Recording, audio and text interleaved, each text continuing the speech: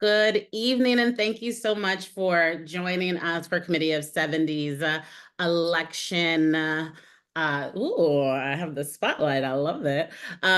For Committee of 70's election recap and preview. This is a members only event that we're recording to later share with our newsletter community.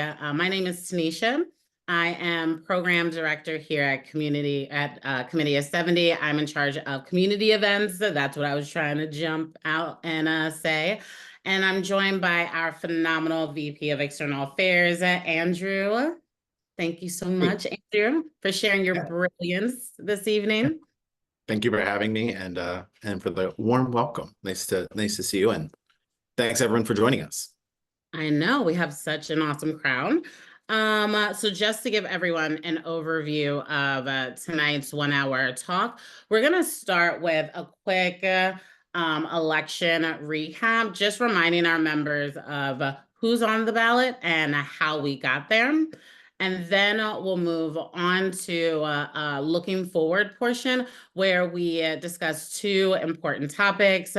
First, the PA state budget, and then the fall election and the challenges and possible litigation, everything that goes with that. And we'll end with audience questions. So if our members could type their questions in the chat, we'll make sure to share those. We'll save the last 15 minutes for that. And I'd also like to do a plug of our resources, both our interactive and static voter guide, as well as our poll worker information sessions. So, Andrew, I've got questions. Let's get started. Before we get started, I just have to apologize. I have a 4-month-old puppy who is losing her mind behind me. Her name is Cowboy. She is wonderful, but I hope she's not too distracting. I mean, I love that she's here with us. I think it's amazing. And if Cowboy wants to jump in at any point and answer these questions, that would be great. We're going to start at the top of the ticket for our election recap. So one of the questions when I was talking to voters before the primary, one of the questions that kept coming up was why there were more candidates in the presidential races than were expected. So can you shed light on why candidates who had formally withdrawn were still included on the primary ballot? Sure. It's a great question. It's actually a question that came up a lot on election day. At Committee of 70, we have basically a hotline operation on primary election day where folks can call in with questions or concerns. You know, we have a direct pipeline to the district attorney's office, the city commissioner's office, and we try to be a resource for answering questions folks have, and then also solving problems, you know, if things arise. If there's an issue with, you know, a poll worker in a location, people will call us, and then it allows us to just help solve that problem. We got a lot of questions about this issue on primary election day, and I wasn't totally shocked to see it. So by the time the Pennsylvania primary rolled around, both candidates, both major party candidates had secured enough support to have their party's nomination coming into the convention. That's not uncommon in Pennsylvania. Our primary is a little bit later in the season, so it's pretty rare for the Pennsylvania primary to have a huge impact on presidential election primaries. And in this case, two candidates, one on each party's ballot, remained on the ballot. Nikki Haley was on the Republican primary ballot, and Dean Phillips was on the Democrat primary ballot. Both of them had announced that they were no longer running, that they would not, you know, expect to win or accept the nomination of their party. But what they didn't do is they didn't file the paperwork to be removed from the ballot in time for the primary election ballot to have been printed. And that's a big important step. Like, counties in Pennsylvania do a lot of work to finalize that ballot, and it's already difficult to do in a reasonable amount of time because of post petition challenges and all of those different steps. So candidates who are dropping out, there is a legal timeline for them to drop out, and if they don't do that, they remain on the ballot. It's as simple as that. Did it technically matter? Like, was it important? Well, it did cause some confusion, but, you know, they were not accepting those, you know, if they were to win the Pennsylvania primary, it wouldn't have really mattered regardless. But it does matter in a different sense. Because if you look at the outcome of the elections, those people did receive votes. So Dean Phillips received about 7% of the Democratic primary votes, and Nikki Haley received about 17% in her Oh, party. wow. Her party. So a higher number. You could think of those as protest votes. Mhm. So the people were, members of their party who are participating in the primary. They probably knew that those candidates were no longer running, Mhm. but they decided that they wanted to vote for them. And what that tells you is that these candidates, both President Trump and President Biden, need to, continue to reach out to their own party to secure the full support of their party coming into the November election. So it's an important number for both of them to be tracking, but it didn't impact the outcome of the election in any way. It did cause some confusion, but overall, the primary, that hotline and really statewide here, it was a pretty quiet primary. There were not major issues. Turnout was disappointingly low. Mhm. Statewide, we were at about 29%.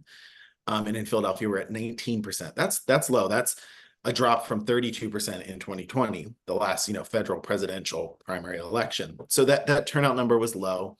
And maybe because turnout was low, there were very few problems.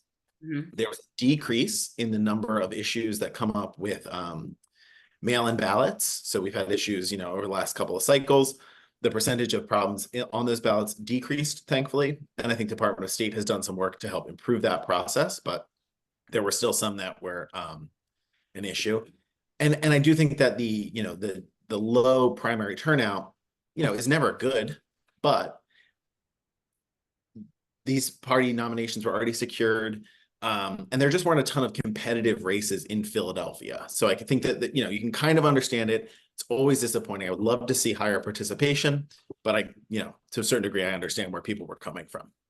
Well, I wonder if jumping off of the low participation, I wonder if the next major race that I think definitely will have a lot of eyes on it, the U.S. Senate race, I wonder if that will definitely bring more people to the polls. So we have many of our voters will be familiar with Casey. He's seeking his fourth term. And so just to remind people, senators are in office for 6 years. So he's been around a bit. But people might not be as familiar with his competitor, Dave McCormick. Can you give us some background on like why his name sounds familiar and just more about his campaign? Sure. And I think also I should have mentioned this when we were talking about that turnout number statewide. There were not competitive primaries for either of those races. So Senator Casey did not.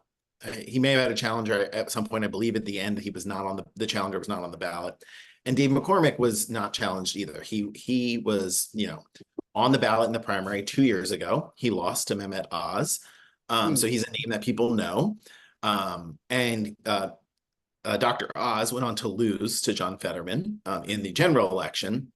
And a lot of folks, I don't know if I would say they had bias. There was speculation that maybe Dave McCormick would have been more successful against John Fetterman in the general election. So I'm not surprised to see that he was the party nominee. And he, is more of seen as more of a moderate sort of standard Republican candidate. He comes from the finance world, grew up in the Pittsburgh area. So he's a name that people know. And I think it will be interesting to see what that looks like. I think that's going to be a very high profile race in the fall. While it was super quiet in the spring, that general election, I mean, that is a seat that the Democrats really want to hold and the Republicans really want to pick up. Same as 2 years ago, where the Republicans wanted to hold the seat that had been vacated by Senator Toomey. Democrats really wanted to pick that seat up. They were successful in getting Senator Fetterman elected. So it'll be interesting to see. I think that's going to be an expensive race, and I think there's going to be a lot of national money and national attention, in addition to the presidential races on that Pennsylvania Senate seat race. Because again, it's 6 years.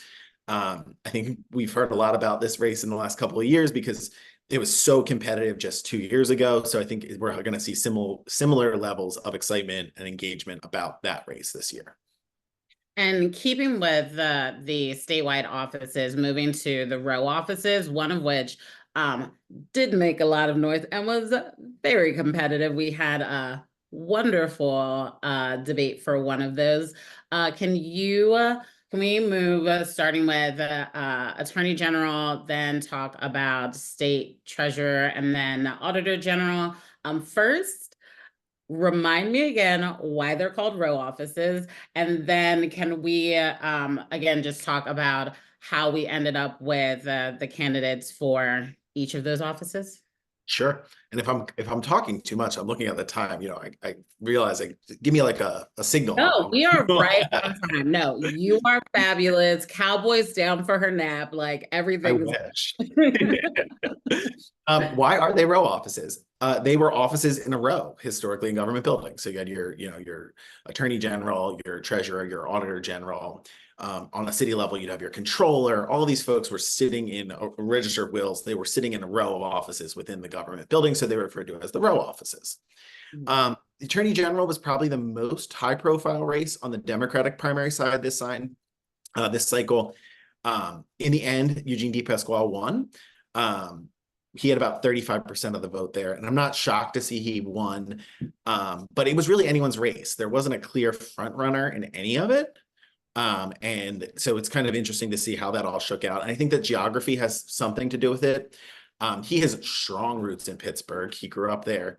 His grandfather, I think, was a city councilman in Pittsburgh. I mean, there's strong roots there. And then later he was a state representative from central Pennsylvania. So he has strong roots in sort of the capital region as well. He later served as the Auditor General of Pennsylvania. So he has won statewide. He ran for Congress a couple of years ago and was unsuccessful. So no, I don't think anyone was like shocked to see him win. There were a lot of really good candidates in that race. He was definitely one of the favorites, but it was sort of anyone's race to win. He was not the front runner here in Philadelphia. Keir Bradford Gay. Yeah, Keir was the front runner in Philly with about 35% of the vote. But she was not the statewide winner. So it's an interesting race. I'm not surprised to see that he ended up there. And I think it's sort of a testament that like you really do need to have, or you're much better served if you have roots in big cities. That's really helpful when you're running in a Democratic primary in Pennsylvania. So either, based in the Southeast or in the Allegheny County region. And then on the Republican side, there was some competition. Dave Sunday ended up being the winner. He got about 70% of the vote. He had a real challenger. Craig Williams is a state representative from the Southeast, someone people know and respect in Harrisburg, but he just was not successful. That was a little bit of a quieter race on the Republican side. The Republican statewide party really lined up behind Dave Sunday early on. He was from York County. And again, like the geography of it, as someone who did a lot of work on legislative redistricting, I always think about that. And I think about Republican, York County Republican. York is one of the fastest growing counties in the state. And it's definitely a Republican stronghold, whereas the Southeast, there's fewer Republican votes these days than there have been historically. So it'll be interesting to see. That's going to be a very competitive election in the fall. Attorney General is in many ways seen as a stepping stone to the governor of Pennsylvania. We've had a couple of attorney generals become governor. Our current governor was formerly the attorney general. So it's an important role in the state. It's also seen as a stepstone. So I think we're going to see a lot of excitement about that election come the fall. State treasurer, are basically the fiscal agent for the Commonwealth. This was an interesting race. There was no challenger to Stacey Garrity, who was the Republican nominee. She's the incumbent. She won 4 years ago. And if you remember, as part of the legislation that authorized mail-in voting, there was also the removal of straight party ticket voting. So before, you used to be able to go into your voting booth and hit Democrat, Republican. That was that was removed as part of the agreement between the parties to establish mail-in voting. And a lot of folks think that the Democratic incumbent, Joe Torricello, was unsuccessful against Stacey Garrity 4 years ago because of that issue. It's speculation. She did not have a challenger this time. She's, well regarded within her party. And so I'm not surprised to see she didn't have a challenger. The Democratic primary was a little bit more interesting, a little bit more controversial. Ryan Bizzarro is a state representative from Erie. He represents parts of the city of Erie and parts of Erie County. He is a member of the state house. He's a leader in the Democratic Party, and he was the nominee. So a lot of folks thought he sort of had that down locked. He did not. He was not successful. Aaron McClellan won. It was a very close race. She came out of Allegheny County. She'd run for office once before and was unsuccessful. But people were not really expecting her to win. And I do think, as I was saying earlier, geography plays a role here. Having that base of support in Pittsburgh and Allegheny County is really helpful when you're a Democrat running for a statewide office, because you really need to get a lot of votes in the big cities. So Ryan Bazzaro was definitely the favorite going into that, but he was not successful in that race. Then that kind of Republican incumbent, it follows into the last Yep. row, with Auditor General. Yes. So the Auditor General, the current Auditor General is Timothy DeFore. He also, has been successful. He was elected 4 years ago during that same election where Stacey Garrity was elected treasurer. So he did not have a challenger. He had his party support from day one. And then on the Democrat side, there was somewhat of a competitive race, but not a very strong competition. Malcolm Kenyatta, who's a state representative here from Philadelphia, he represents parts of North Philadelphia, won. He is the Democratic nominee for that office. Malcolm, is, in addition to being a state rep, he's run for office. He ran for Senate 2 years ago in the Democratic primary. He's talked about running for other offices. He was a speaker at the Democratic National Convention in 2020. He's on TV a lot. He's an openly gay Black state representative from North Philadelphia, very dynamic person. So I think he, is a figure people are sort of used to seeing. He's a high profile member of the Democratic caucus in the state house. So he was very successful in that race. Yeah, I had a question about that. Because people are so familiar with him, he could draw a lot of votes, but how does that work when you're running in two races? Like, can you explain? Because that would have also applied to Bazzaro as well. Can you break it down for people if they see someone's name twice and they're like, wait, what do I do? Yeah, it's a good question.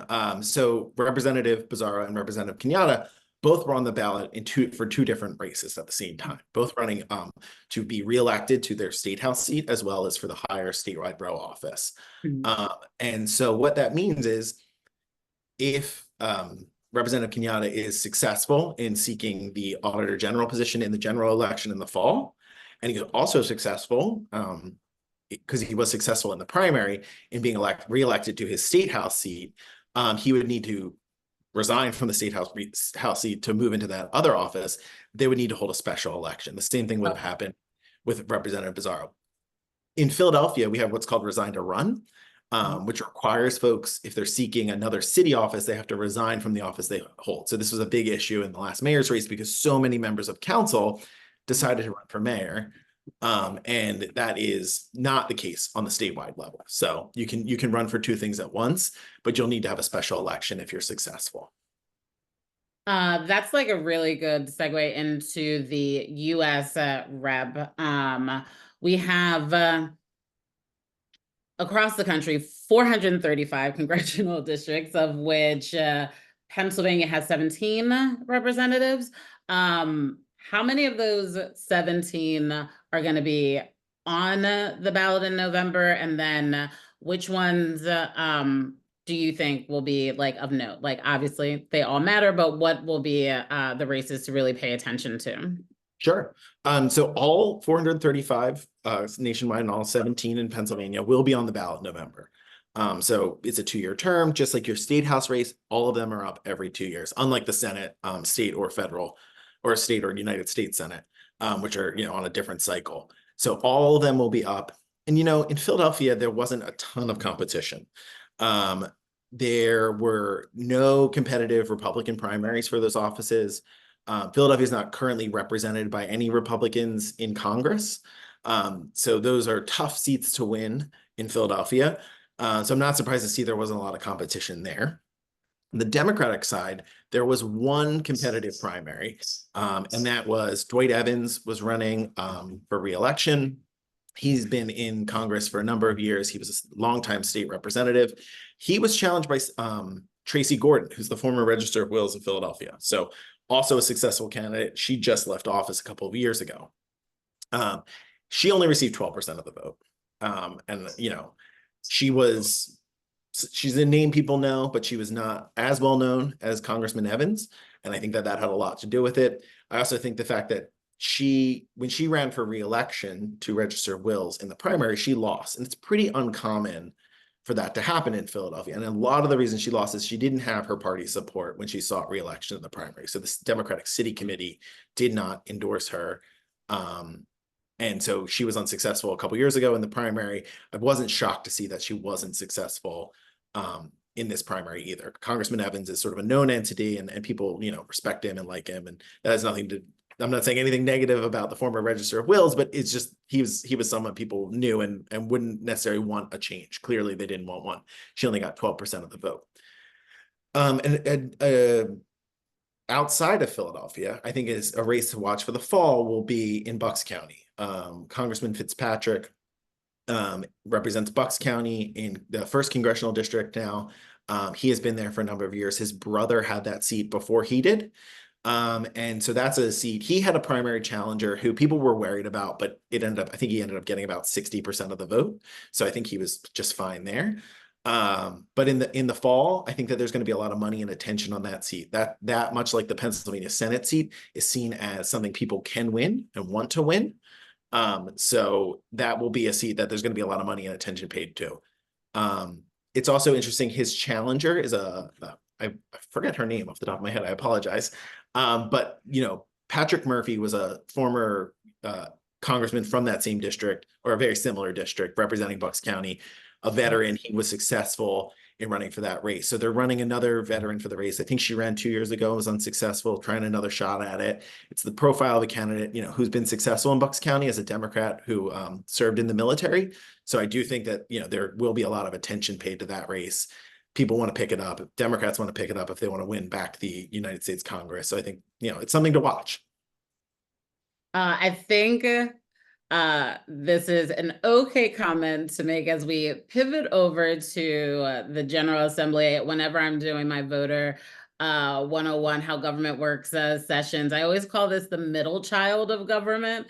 So we might need to just do a bit more background for people, starting with state senator. PA has 50 senators, each representing about 250,000 people. How many? So on the ballot this November are 25. Yes. So half of them. Yep. That is a lot. So again, not to pick favorites, but where do you think the focus will be? And maybe that's a simpler question because maybe there's not as many races where incumbents are opposed. Yeah, it's a great question. The only race I think you're going to have a major challenge is up in Northeast Philadelphia. Senator Jimmy Dillon is a newer senator, and he faces a Republican challenge. That is a seat that the Republicans would love to pick up. They are seeking to increase they've been the majority party in the state Senate for a long time, and they're seeking to increase that. They also have some other seats in other parts of the state that are on the line. So that's a seat that people should pay attention to as we get into the fall. There were not primary challengers, so Senator Dillon didn't face a primary challenge. Senator Saval also didn't face a primary challenge. You don't see a ton of primary challenges for these seats typically, but when you do see them, it's typically when they're newer members. So that, both Senator Saval and Senator Dillon are newer members to the state Senate, but neither of them face a challenge. So kind of surprised to see that, honestly. I think that there was an attempted challenge to Senator Saval, but he got knocked off the ballot. His petitions were a problem. And then the other half of, are we the largest full-time state legislature, or is that New Hampshire? I always forget how So that. New Hampshire isn't full-time. I should know this. I worked for the General Assembly for the state house. We're the largest full-time, and they're the largest because they're part-time. Is that correct? Okay. We're certain. 203 races, which at the end of this call, we'll talk about the static voter guide that we have on our website while we wait for our interactive voter guide to go live at the end of September. But all of our interns and a few staffers, myself included, were going through doing all of that work to vet all of our information. Again, I'll make sure to show where that is on our website. But of those 203, there's 25 in Philadelphia, not just to focus on Philly, but just to give some context. Final time I'm asking the question, which ones pay attention to? I mean, besides our own, which again, we have a wonderful link on our website to find your electeds. So beyond my rep, what other races should I be paying attention to? So I think in the primary, there were two particularly interesting races in Philadelphia, and there's probably one that will be that one of those primaries will lead to a pretty interesting election in the General Assembly. So in the 10th district, which is like sort of University City and Center City, Representative Brown had two challengers, one coming from a longtime West Philadelphia powerhouse family, the Blackwell family, with and then Cassandra Green, who had run against him a couple of years ago as well. He was reelected. It was a very, very close race. He only won by 44 votes. So it's an interesting Wow. race. It was a really competitive primary. And Representative Brown is a newer member to the General Assembly, and has had some controversial positions in terms of like aligning with the Democratic caucus in Harrisburg. The Democratic caucus supported him in the race, and he was successful in being reelected. But it's been a couple of interesting races in that district, so it's something to just continue to pay attention to. I don't think there's even a Republican challenger for the fall, and if there is, they're not going. It'd be very, very difficult to win that race. In the 172nd district, which is in Northeast Philadelphia, that's a race that was really interesting and challenging, and I think could be interesting in the fall. Again, you had a couple of very prominent Philadelphia political families in that race. You had Kevin Boyle, who's the incumbent. He was facing or dealing with some pretty challenging personal mental health issues. There were some videos that came out right before the primary. There were some family issues. It was a bad situation for him. So he was challenged by Sean Doherty, who is, I believe, the son of Supreme Court Justice Kevin Doherty. So another big political family in Philadelphia. Sean Doherty won the primary, so he will be the candidate for the Democrats in the fall.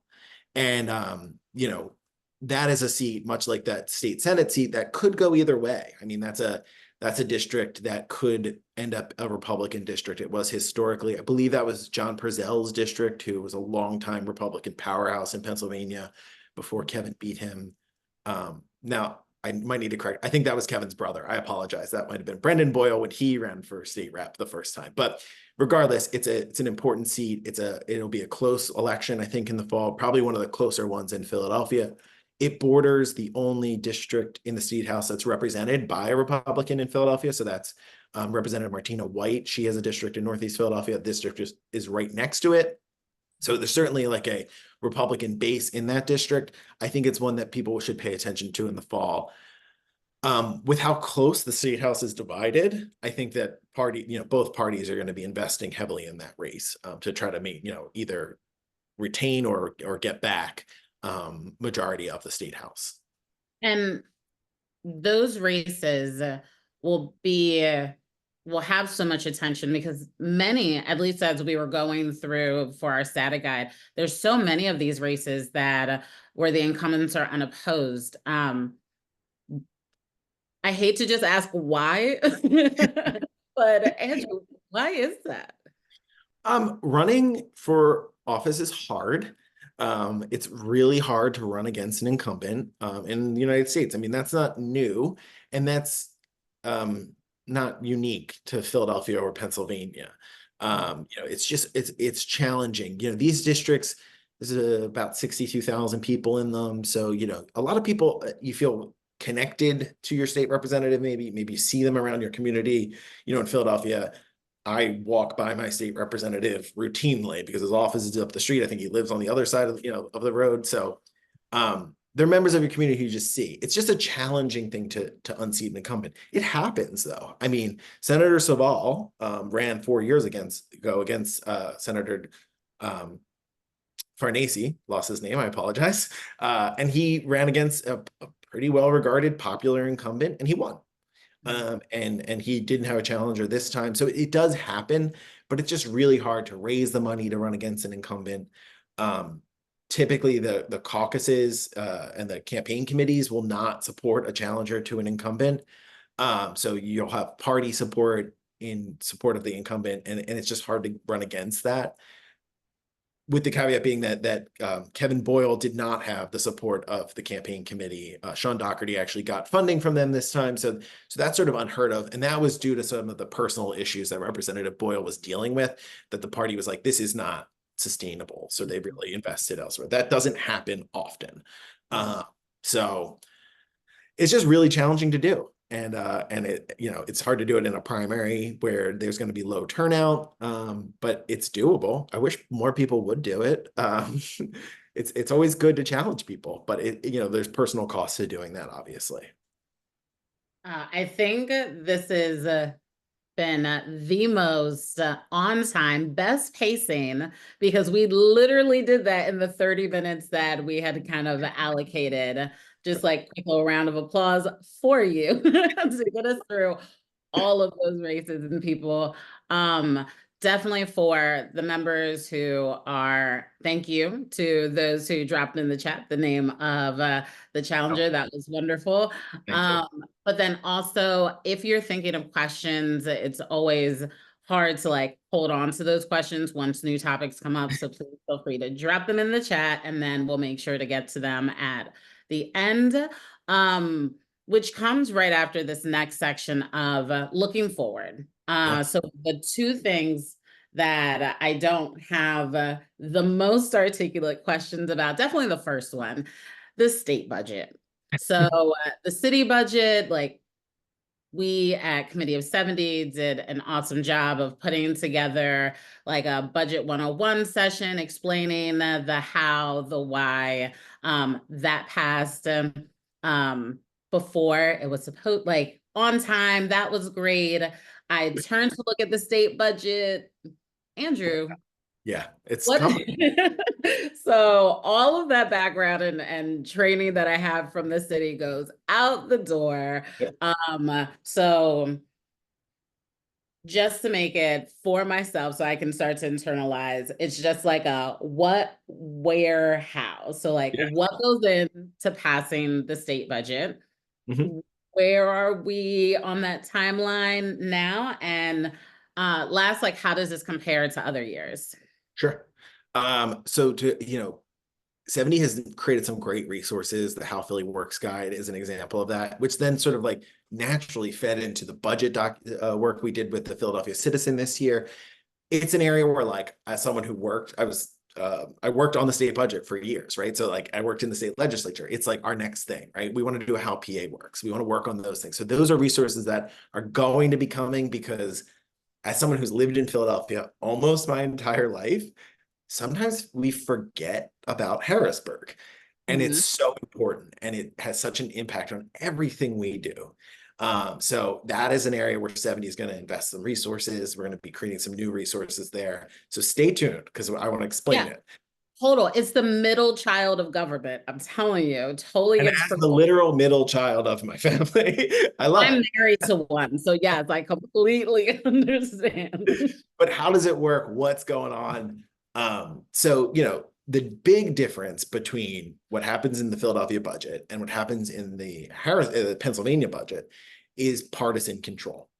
So Philadelphia, we have a democratically controlled city council. We have a Democrat mayor, Mayor Parker. They work together. There are going to be differences. There's going to be conflicts, but they're going to be much smaller than what you see on the state level, especially because we have divided government. Governor Shapiro routinely reminds people he's the only governor who's dealing with a divided legislature in the United States. And that is a challenge. And that is also new. So, we've had a Democratic governor now for 10 years, but we have not had a divided legislature. So all of these different groups have to work together. You have a House that's controlled by Democrats, a Senate that's controlled by Republicans, and then a governor who's a Democrat. And they are negotiating and they are working together. The process really starts with the governor laying out his proposal in the budget address, which happens in February. That's a big speech that kind of lays out what his priorities are and what he's asking the legislature to do. Kind of Goes, like State of the Union, right? yeah, yes, it really functions as Pennsylvania's State of the Union, and it with all the pomp and circumstance that goes along with it, a lot of Mhm. fun.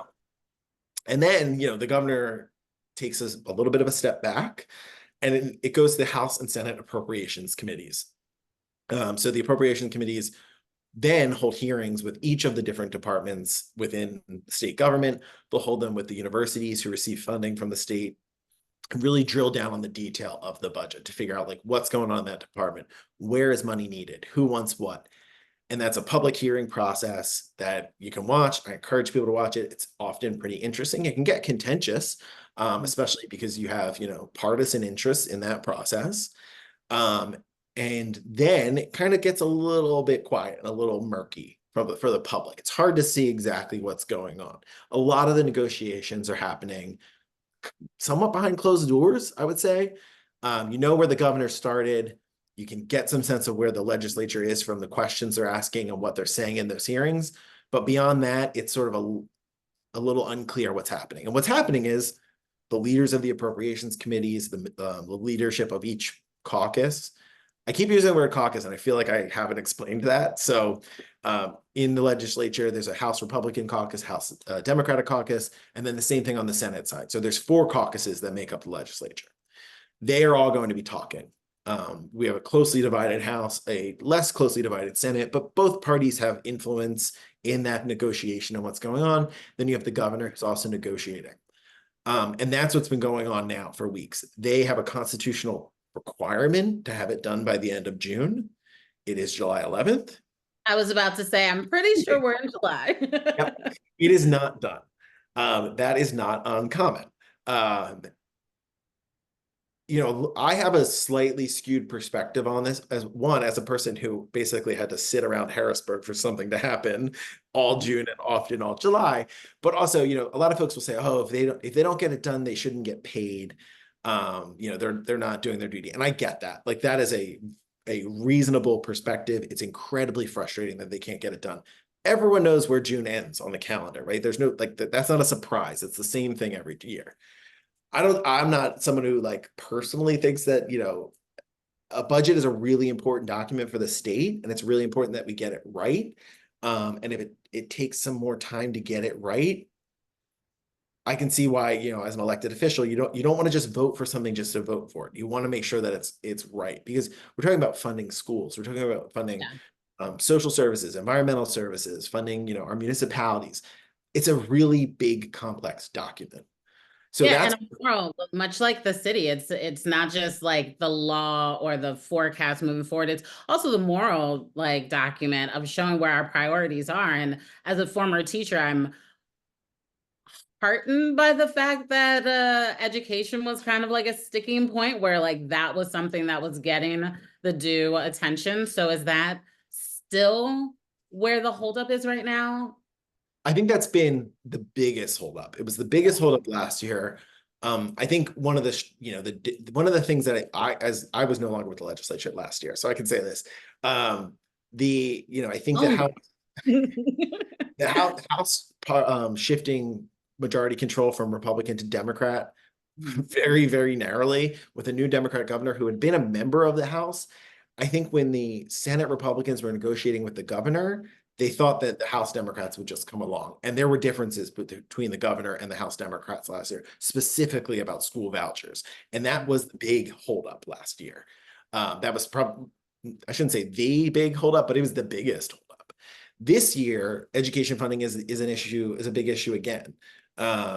The Supreme Court of Pennsylvania said that the legislature has failed in its constitutional requirement to provide for a thorough and efficient system of public education. So that was a huge deal, and basically saying that the reliance on local property taxes as the main funder for school districts is inherently unequal funding system, because you're going to have your haves and your have-nots based on where people are born, where they live.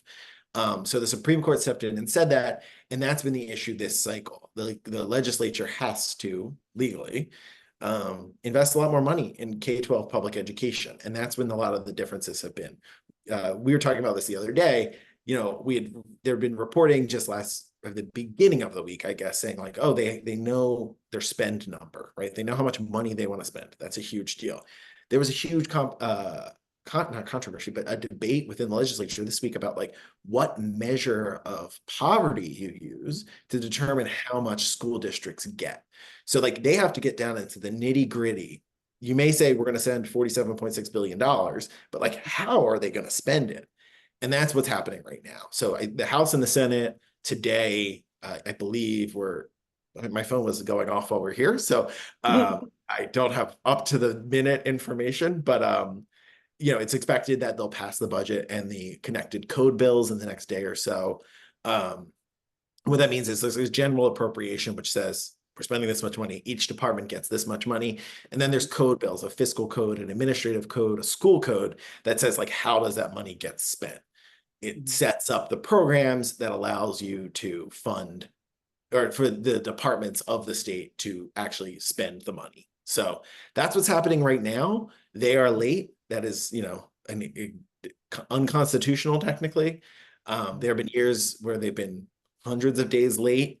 I think it was 2009 they were 100 days late. Last year there was a budget passed months late, but the code bill, or a budget passed late, and then the code bills were months late. There are some years where code bills don't really get passed. So it's not a perfect system, and it's messy.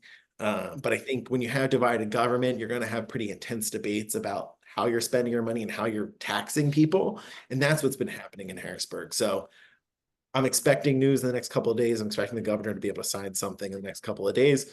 But we also thought that last week. And we also thought that at the end of the June. As someone who worked for the Appropriations Committee, one of my favorite parts about not working there is that I can have a life in June. So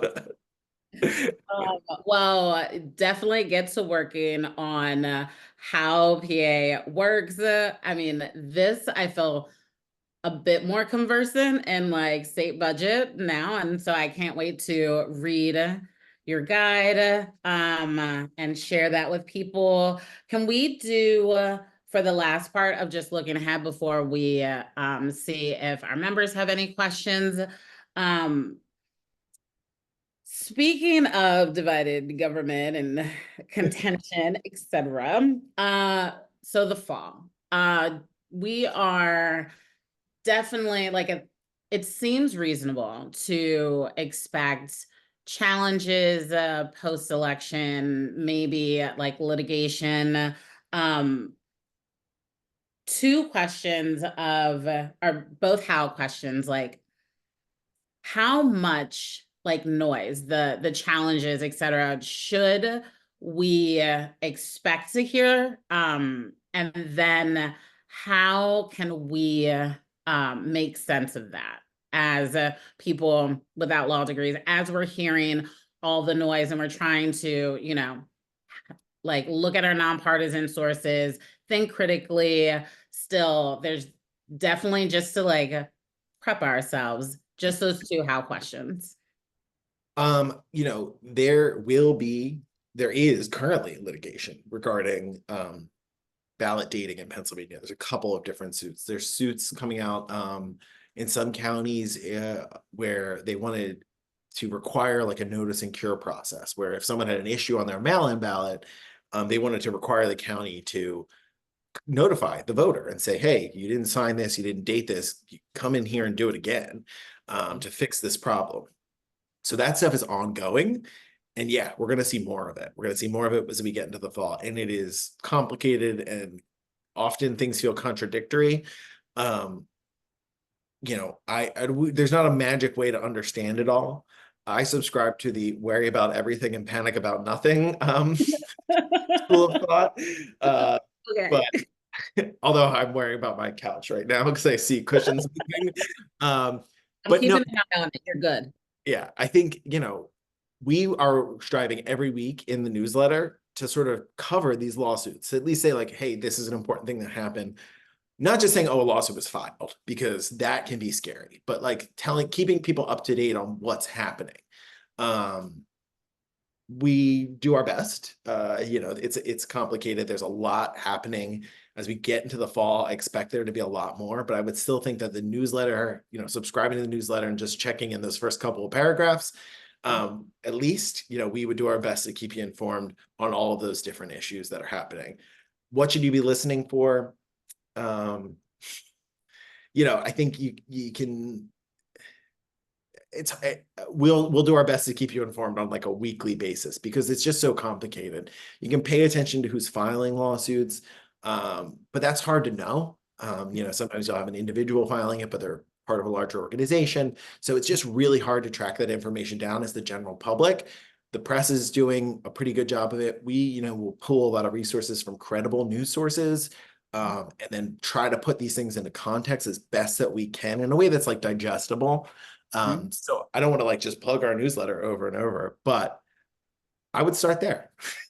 I mean, that's how I became aware of Committee of 70, was subscribing to the newsletter about 10 years before I eventually started working here. So love that newsletter. Definitely have had so many people subscribe to it. I still read it, obviously with the group, but then sometimes there's little surprises in there. So I think that's really helpful to know that I just saw in the chat the phrase like civics lesson, and that is something that's been so hugely missing from education for elder millennials like myself.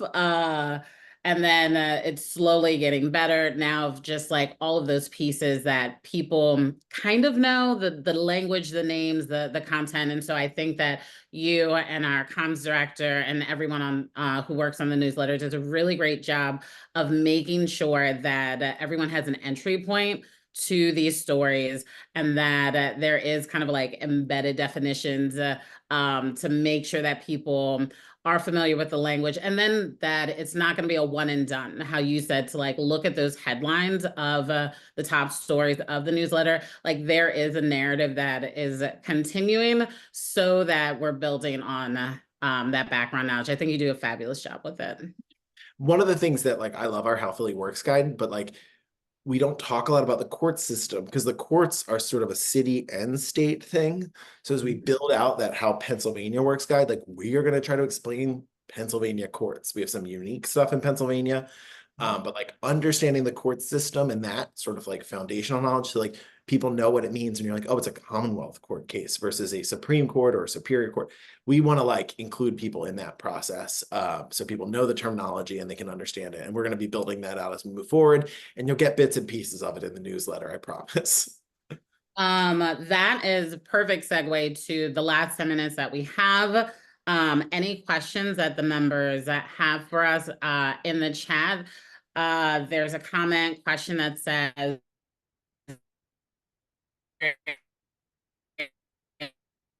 interesting civics lesson. You covered civics education that once but no longer is taught in schools. The less people know, the more confusing it all becomes. And that confusion likely leads to disengagement and non-voting. Is C70 aware of any efforts to bring civics education back into the schools? Midge Rendell was championing this a few years ago. Did that go anywhere? So I can touch on this briefly, and then Andrew, I'd love for you to jump in. So before joining 70, I taught history for 13 years here in the city, and one of the most frustrating facts that we would have in our pocket to kind of rail against the system is that the federal government spent $50 per student for STEM courses. And for all of history, civics, geography, every different department of history, they spent 5 cents per pupil. And so it is slowly getting better. I think we're like almost at 10 cents now per student. So it's like moving in the right direction. But for decades, that kind of systematic devaluing of history for STEM. Not that STEM is not incredibly important, but it has definitely put us in a place where it is hard to have where people don't have the foundational knowledge that they should, and that definitely impedes people's ability to have calm, respectful civic dialogue. And so, to that end, C70 has an amazing youth civics department led by our colleague Justin, where they have created K-12 as well as college materials to really build up those skills, starting as young as kindergarten, because there are all kinds of wonderful civic lessons that can be taught that young, so that it really does become a healthy habit throughout life. And to the civic dialogue, and there's a wonderful program called Can We Talk, where high schoolers and college students from different parts of the ideological spectrum are learning how to actively listen and engage with one another. And so it's those things that are really exciting. It's work being done both here in Philadelphia and around the state. Justin is doing amazing work. We also have the PA Civics Forum. So there's lots of work that is going on at 70 to try and like rebuild this kind of lack of knowledge. Yeah, I think that's a very helpful explanation of our resources. The program Midge Rendell, or Judge Rendell, I should say, started. That was And actually that was written in there. I apologize too. I know. I feel like that was like my first job. Like when I was in college, I worked for Judge Rendell for that program. Oh, nice. So that work, a lot of that's transitioned over to the Rendell Center at Penn, and it continues. Some of that's come over to Committee of 70, and then the State Bar is working on that as well. We have an advocacy group. Within Committee of 70, we have a group of former elected officials who are working on increasing this civic standards in Pennsylvania, or really reestablishing them. So that there is work done in that area. Yeah, with that, having a test, just like with like math, there's an algebra test, there is an English test, there is a bio. And so for many years, it's just been on the back burner of having that social studies / civics one, which without that kind of accountability, again, sorry, I put my soapbox away and then I just need to grab it quickly. But without that, unfortunately, without that accountability of testing, there just isn't the money doesn't flow to that, and the attention as well. So that's the wonderful work that they're doing. Not that we want our young people constantly tested, but testing does follow, again, our values. Yeah. And state law says that there has to be a test, but there's no like check-in from the Department of Ed. So that's an important initiative that folks are working on. And the hope is that the testing leads to the education so that the students are passing the test. But it's definitely an area that needs a lot of resources. I completely agree. Yeah. Thank you so much for that. Is there anything else? I don't see anything in the chat, so I do, just in case anyone is thinking of putting something there. Thank you for that wonderful question. The resources that we have on our website, we have our interactive voter guide that will be live in September. It is a resource to help you put in your address, find exactly what's on your ballot, look at those races, learn more about your candidates. We have so much information about them. Again, as a nonpartisan organization, you can definitely trust that the information we have will help you be able to vote your values. We have candidate surveys with some of our candidates. You'll be able to see for the first time their position on different issues. So that is in the fall, that goes live. But right now we have a static guide with all of the candidates that is on our website. If you look in the Get Informed tab, you'll see the 2024 voter guide, and that has all of the races there for you. And then the other resource I'd love to plug are our poll worker information sessions. So another wonderful colleague of ours, Jeff Greenberg, who is our senior advisor on election administration, he and I go through and create slides to help poll workers understand, or prospective poll workers understand what are the roles and responsibilities, how for the counties that allow it, how do you work the e-poll book. We are introducing de-escalation training as well. I'm a judge of election, so I bring that background to the creation, but Jeff is amazing. He does those sessions. You can find those on the tab where it says get involved and then be a poll worker. You can see all the dates already. They start in September so that you are a poll worker. Were you, Andrew, a poll worker before? I was when I was younger, before I had so much. Nice. Oh, I love that you said that, because that's another really great plug. If just in case the members who are with us right now, or the people who eventually watch this recording, if you don't have the opportunity, if you don't have the civic time off, and you are currently in that battle with your organization to employ civic time off, you can also suggest to young people in your lives for them to be poll workers. We now are able to have 17-year-olds be poll workers. They need to have like a form filled by their parents and then their principal, but it's wonderful, again, for those healthy habits. Start them early, getting involved, just making it just what you do as a resident and as a citizen of Pennsylvania. I think we are perfectly at time. Is there anything else in our last minute, Andrew, that you'd like to share? No, just thank you everyone for joining us. We really appreciate No. it. Wonderful. Thank you so much. You were amazing, Andrew. I know you're probably so thirsty. I had so many questions. You were amazing. Thank you. I really appreciate you. Thank you to everyone. And we'll definitely see you before next election. Yep. See you all soon. Bye.